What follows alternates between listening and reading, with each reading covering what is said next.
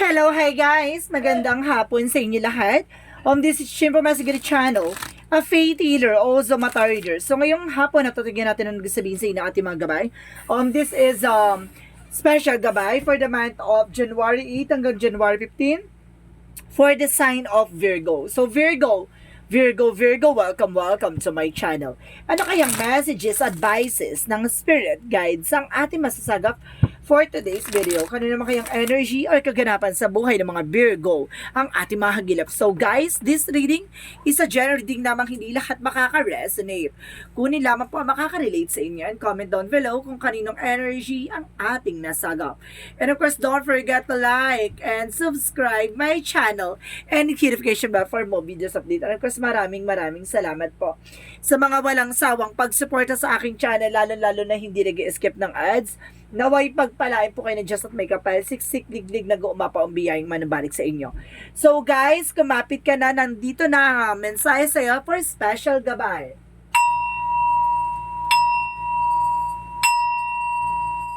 Special gabay, give me an information. Ano kayang gusto sabihin sa'yo ng ating mga angel spirit? So there's an hermit card. So there is a soul enlightenment. May mga bagay na kumbaga maglilinaw sa about sa spirituality, no? Kumbaga matutuklasan mo yung mga bagay-bagay kung ano yung mga dapat mong gawin, no? For spiritual attract, no? Para ma-attract mo yung mga good energy or something yung mga kumbaga pampaswerte, gano'n. Kumbaga there's an hermit, very spiritual. So ibig sabihin dito, yung mga bagay na parang magbibigay sa'yo ng inspiration or motivations, no? Para ma-attract mo yung mga magaganda example, because there's a page of course, so listen to intuition and listen to your gut feeling, no? Makinig ka sa iyong vibration, even your inner voice. And of course, guys, there's the 10 of Wands. So there's a lot of burden and responsibilities and obligations, no? Kumbaga sinasabi sa'yo dito, kumbaga matatapos na daw. So ibig sabihin matatapos na daw yung mga pinaghirapan or pinagpaguran mo or something na mga kumbaga pinangahawakan mong obligasyon. And because there's a judgment for wake up call or something inner calling or kumbaga awakening, no? Parang this is the moment na parang ginigising ka na sa katotohanan na you need to take an action. So kailangan mo ng magkaroon ng discipline or something, balance with yourself.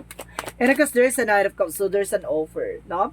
There's a lot of offer coming in for you. So it's either a proposal, engagement, or something, an offer for a material thing.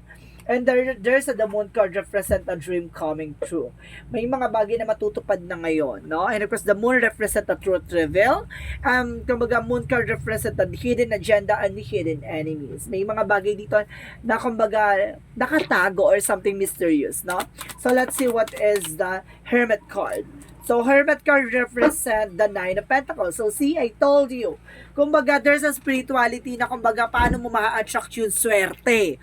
Paano mapapasok ang swerte sa buhay mo with the 9 of Pentacles for blossoming abundance? Paano lalago o lalakas sa negosyo mo na parang hatak ng malaking, kumbaga, tuloy-tuloy financial? So, what you need to do? So, kailangan mo ng money magnet. So, kailangan mo ng money magnet to attract the, kumbaga, good fortune. And of course, kumbaga, marami kasing attraction pagdating sa mga charms, no? Like na may mga ginagamit dyan na pampaamo or pampaakit or something na, kumbaga, makakatulong sa'yo para lumakas ang iyong business. And of course, there is a 3 of Cups. So, there is a celebration coming in for you na kumbaga magtutuloy-tuloy ng celebration, no? And of course, there's a 5 of Swords na kumbaga there's a fair fight na may patas na laban or something na kumbaga may hustisya na sa'yo pagdating sa mga pinaghirapan mo, no? Or some of you, kailangan mo na maging aware that pinipili mo yung magiging obligation or responsibility mo kasi nagkakaroon ng self-sabotage dito, no? Parang, alam mong hindi mo naman kaya at alam mong parang ginagawa mo na lang silang tamad, no? Parang gano'n. Parang sinasabi na wake up call na kailangan mong gumising na kailangan nila makipagtulungan sa'yo, hindi pwedeng ikaw lang ikaw. So, kailangan nila, kasi the more na tulong ka ng tulong, the more na parang ginagawa mo silang batugan, lalo na yung pwede pang magtrabaho, pwede naman kumbaga ginagawa mo silang no? Batugan or diba, tamad. Or, and of course, there's the Wheel of Fortune. Kumbaga, iikot na yung panibagong chapter sa'yo dito na, iikot na yung kapalaran. The Wheel of Fortune is a good fortune. Kumbaga, parang sign to ni God na parang, oh my God, this is your moment, no? Kumbaga, papabor na sa'yo ang sitwasyon. So, let's see what is the Nine of Cups. Nine of Cups represent the King of Swords. So, there is a truth. Oh, okay, there's a mental clarity. There's a truth reveal, no? There's a truth talaga. May malalaman kang katotohanan dito na, kumbaga, kumbaga, hihingi ng tawad to sa'yo, no? Kasi dahil alam mo na yung totoo, kumbaga it's either nagsinungaling to sa'yo or kumbaga, talagang ginawang ka ng eksena, no? And of course, there's Nine of Swords. No, see, there's an anxiety and sleepless night. So, some of you, may gumagawa sa'yo ng black magic and vogue kaya hindi ka makatulog. Or some of you, parang there's a stress, kaya ka nai-stress. Kumbaga maraming iniisip, no? Parang ganon. Kumbaga, bakit ganito? Kumbaga, ang daming pumapasok sa isip mo kasi there's a person na gumagawa sa hindi maganda. And because there's a Nine of Cups, so there's a wish fulfillment. May mga bagay na unti-unti na matutupad about sa'yo, na sa sarili mo. And because there's a Four of Swords, listen to your intuition. See, there's an intuition talaga na sinasabi na kailangan mo makinig sa guardian angel o gabay mo. There's a Nine of Cups, there's a represent a wish fulfillment. May mga unti-unti na matutupad, no? May mga maisa sa katuparan na. So, let's see what is the Ten of Wands and the Five of Swords. So, there's the word card. So, there's a travel. So, ibig sabihin dito, there's a success coming your way. It's either makakapag-travel ka na or kumbaga may naghihintay na trabaho sa iyo sa ibang bansa. So, let's see what is the Judgment and the Wheel of Fortune. So, there is a King of Cups. So, there's a devoted and supportive person. May taong, kumbaga, puprotekta at, kumbaga, susuporta sa iyo dito. And of course, there's a Knight of Cups and of course, the King of Swords. So, there's a Six of Pentacles. Magtutuloy-tuloy na about sa finances. There's a giving and receiving something by the universe. Kumbaga, magtutuloy-tuloy na tong kumbaga binigay ng ating Panginoon, no? There's a kumbaga there's an unexpected moment na magiging balanse na sa iyo, no? So let's see what is the Moon card and of course there's a Nine of Swords. So there's the Sun card. So see the Moon and the Sun. So represent kaliwanagan. Kumbaga there's a positive outcome. Ibig sabihin, the Moon is a dream or something mystery. The Sun is a recognized na sinasabi dito na magkakaroon ka ng inner clarity or kaliwanagan. No, parang matatauhan ka, maliliwanagan ng isip mo, kaya pala ganito, ganyan, may something na gumagawa sa behind my back, no, something na, kumbaga parang dito mo, kumbaga matutuklasan mo yung mga bagay na dapat mo matuklasan. So, let's see what is additional messages for outcome. So, there's an Ace of Swords. So, there's a breakthrough. So, yun nga, diba? Kumbaga, malalaman mo, magkakaroon ka ng mental clarity. And, of course, there's a Six of Cups. So, some of you ang gumagawa, it's either a friend, an ex, or relatives, or kapitbahay. And, of course, there's an Eight of Wands. So, there's a fast communication and fast movement. May mga bagay na, it's a trouble, guys. And, of course, an email and messages ka matatanggap. Additional messages about sa Six of Cups. Sino to? Gusto ko malaman. So, there's a Two of Pentacles. So, there's a balance. Or something pinaiikot-ikot ka. Mayroon taong nagpapaikot-ikot sa'yo dito, no? Kumbaga, itong tao na to ay lagi mo nakakausap. Something akala mo, mabuti intention sa'yo. Yung pala, mayroon palang ginagawa behind your back. So, let's see about naman sa career. Additional messages about sa career. About sa career is the King of Pentacles. So, there's a security. Kailangan maging secure ka sa pinaghirapan mo. Pangalagaan mo with the Ten of Cups. There's a happiness. No, pangalagaan mo yung finances and career mo. Magiging masaya ka daw dyan. About naman sa love life, so there's an Eight of Cups. So there's an moving on or letting go. So ibig sabihin dito, mayroon ditong hindi maka-move on. Or ibig sabihin dito, it's either your ex yung gumawa or yung jowa ng ex mo with the Four of Pentacles. So ibig sabihin dito, kumbaga, kahit nakasama niya yung person mo, ikaw pa rin yung takbo ng puso niya. Parang ganun, parang ikaw pa rin yung nasa laman ng puso niya. So additional messages about naman sa health. So there's a high priestess. So there's an unexpected moment about sa health mo. So ibig sabihin there's a mystery. May mga bagay na malalaman mo about sa health mo. So kailangan mo magpa-check up or something kailangan mo kumbaga alamin, no, about sa health mo with the Knight of Wands. So slow and steady. Ibig sabihin may kailangan maghinay-hinay sa mga kinakain mo, sa kung ano man ang ginagawa mo, no?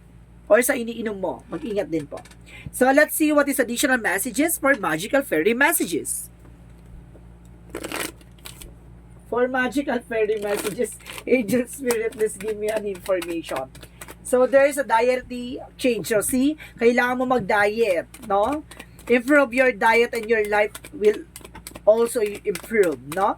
Kailangan mo magbawas sa kinakain or something na kailangan mo magkaroon ng diet ng tama, no? Huwag ka kumbaga self-medication. Kailangan mo magpa-check sa physician or something na makakatulong sa iyo. Because there's a patient, please. So, kailangan mo habaan ng pasensya mo dito.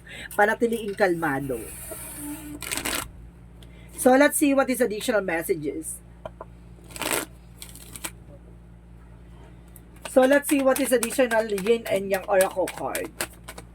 So, there's a epiphany by breakthrough. Magtatagumpay ka na. There's an awakening. Kasi parang, kumbaga, minulat ka na ng nakaraan at minulat ka na ng kasalukuyan. Ganon. Kumbaga, marami kang pinagdaanan. Diba? And there's a oh my God. Third eye. So, there's a third eye clarity. So, ibig sabihin, nagkaroon ka ng kaliwanagan dito. Natauhan ka, naliwanagan ka, naalaman mo yung mga bagay-bagay behind your back. So, let's see what is additional messages.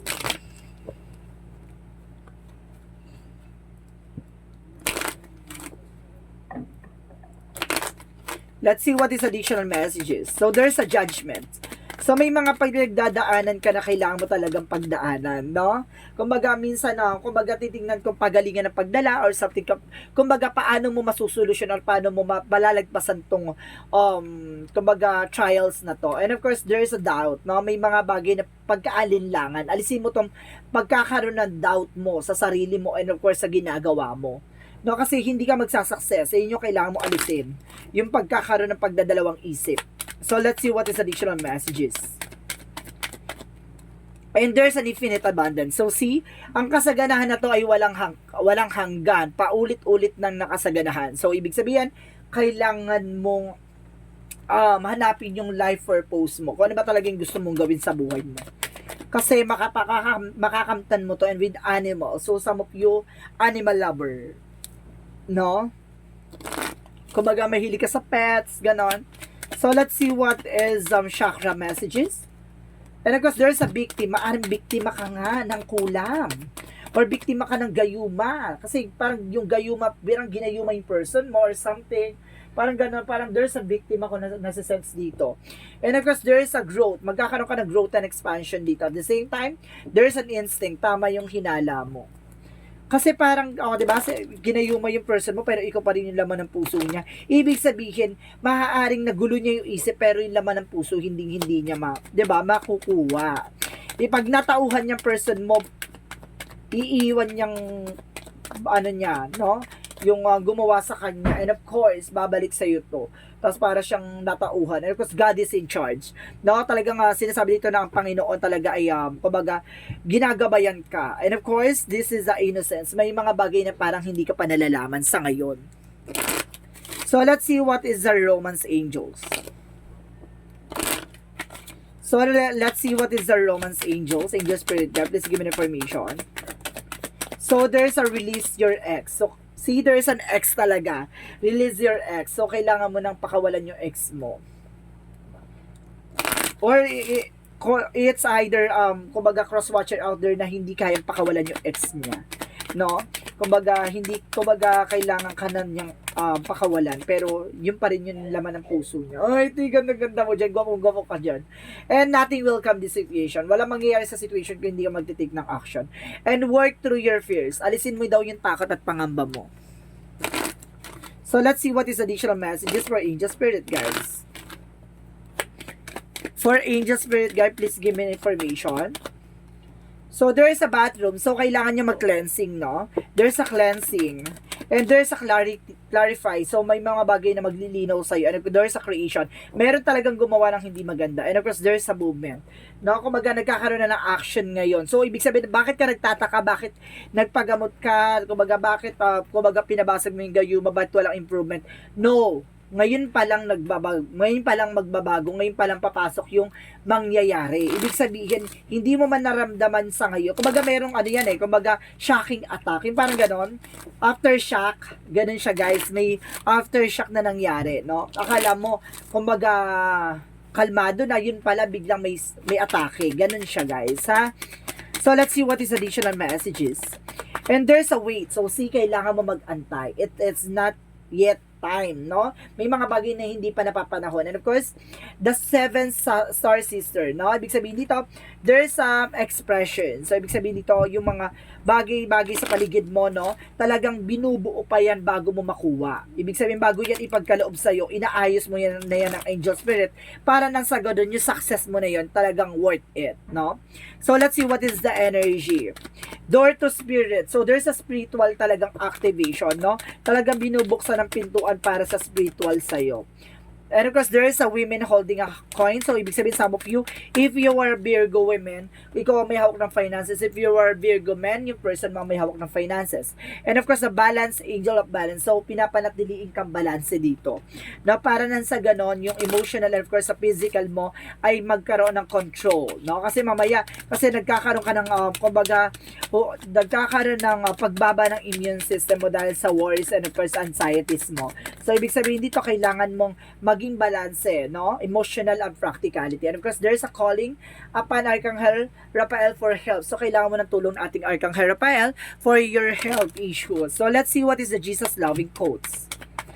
So, sinasabi ni Jesus sa'yo, unto you it's given to know the mystery of Kingdom of God. So, ibig sabihin dito, ibibigay sa'yo ni God yung mga bagay-bagay, pero kailangan mo muna makita ang misteryo sa likod ng success, no? Kumbaga, there's a success, pero may mga pagdadaanan ka, ganun yun. So, let's see what is the angel's answer, guys, no? Mag-isip ka ng tanong, nandito yung kasagutan, bibilang ko ng 3. Sasabihin ko sa'yo yung nandito yung kasagutan, bibilang ko ng 3. Angel's answer, give me an answer for the question. So, there's within the next few weeks. So, ngayong mga linggo na to, may mga magaganap. And of course, there's a truth reveal. Malalabas ng katotohanan or something may malalaman ka ngayong linggong to, no? Ay mga susunod pang linggo. And of course, as your angel. So, ibig sabihin, kailangan mo humingi sa iyong mga gabay ng tulong, no? At ng gabay. And of course, you no need to worry, hindi mo kailangan mangamba na magtiwala ka, 'di ba, sa iyong mga gabay. So, ibig sabihin, there's a possible yes, and of course, maybe. There's a maybe and yes. So, let's see what is the angel's answer. Angel's number. I am brave. So, kailangan mo maging matapang. So, sinasabi din, it's time to move on from the old patterns, habit, and fears. Now is the time to walk in the direction of your biggest desires and ambition. Now is the time to be bold and brave. So, see? So, there's a time na kailangan mo maging matapang, no? Alisin yung takot at pangamba mo. Alisin mo na yung dati, all beliefs mo na, diba? Nagbibigay sa'yo ng doubt and fear. Alisin mo yan. Kasi, hindi siya nakakatulong, bagkos nagkakaroon siya ng blockages. So, let's see what is the messages of life. Ang messages of life represent, pipili lang ako na isa, guys, kung ano malakas ang energy. Ito lang. Parang ito yung ano ko. So, there's an I am the light. So, ito yung magsisilbing liwanag sa'yo. Today, the light is within me. The light surrounds me. The light protects me. I remain the light will feel and joyful. Regardless of what circumstances arise, I am diamond shining forth in the all splendor.